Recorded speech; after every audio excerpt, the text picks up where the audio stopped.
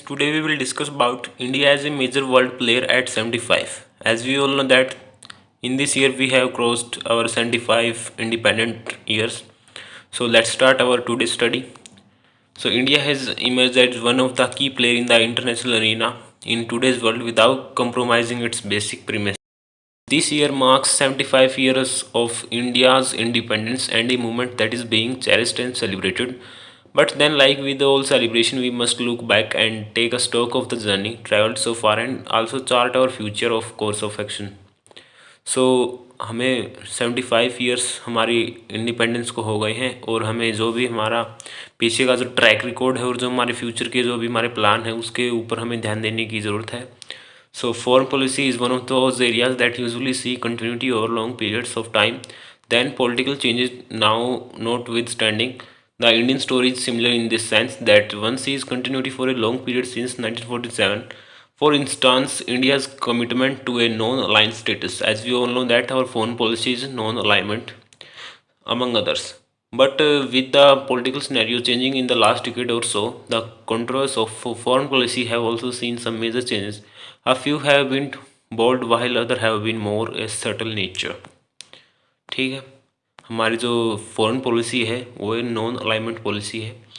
As we all know about it, there are some groups were discussed by author that those are the Indo-Pacific Quad and the West Asia Quad or ITU2, that is India, Israel, UAE and US are recent instance where India is a member of along with US of grouping that influence the Indo-Pacific and Middle East. It would be significant to note here that this would not have been possible without India having done the groundwork in the first place by building strong bilateral ties with member states as diverse as Israel and UAE on one hand and with countries like Japan and Australia on other hand.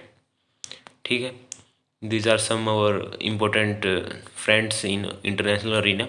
At the time we have to acknowledge the challenge ahead and accept that there are a few headaches that are not going to be easy to resolve. The biggest one of course remains China. So as we all know about the our biggest headache is China, that is our neighboring country. While India under PM Modi has pushed more aggressively for a solution to the Chinese problem, an outcome remains elusive. 2020 saw the worst fighting between India and China since 1962, and while India stood its ground, the Chinese have also dug in their heels. To the world, it is evident that China is a power that intends to increase its hold or territory by military and non-military means. So हमें पता है China अपनी military power या political power से दूसरे देश की जो टेरिटरी है उसको अपना ओन करता है. जैसे कि हमारा अरुणाचल प्रदेश है, उसकी डिस्प्यूटेड टेरिटरी, और वो बताता है कि वे मेरा है. Also there are some territory of Nepal like Doklam issue and some other. Tibet is also a one example, and the tension we seen in Taiwan today post the visit of US House Speaker Nancy Pelosi is another. ठीक है, उसी type से जो today's context का Taiwan का जो issue है वो भी सेम टाइप से ही है. China look at itself as next has many on the global stage, and with an economy and military rapidly gaining strength, it remains a headache not just for India but for the world as well. For India, the additional worry is China sits on its border, always threatening and provoking. हो जाए. Another major shift one seen in recent year has been that of India, its tie with Pakistan. Since 147, despite the war and the terrorist attack from across the border, the general consensus stated that India must stay engaged with Pakistan. After all, geography is not a matter of choice, and the fact that Pakistan is our neighbor country will never change, so talk we must. That has undergone a dramatic and bold change. In recent years, India has not steered away from pointing the finger at Pakistan. The biggest change is probably change in attitude where one sees a more confident India engaging within the world. So this is the most essential point for India, that is India engaging with international countries as well.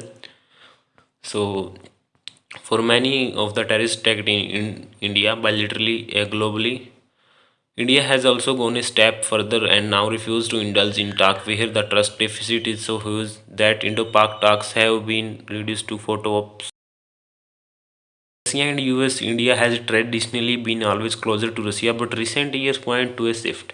The Indo-US bilateral relationship has grown in strength, which has also attracted criticism that India might be investing just too heavily in the relationship. The Russia ties remain strong, but the growing Russia-China axis post-Ukraine crisis poses a major policy challenge for India. So, wheels within wheels, we have faced several problems, and the China and Pakistan already share a cozy relationship with some today even referring to Pakistan as nothing more than a satellite state of China.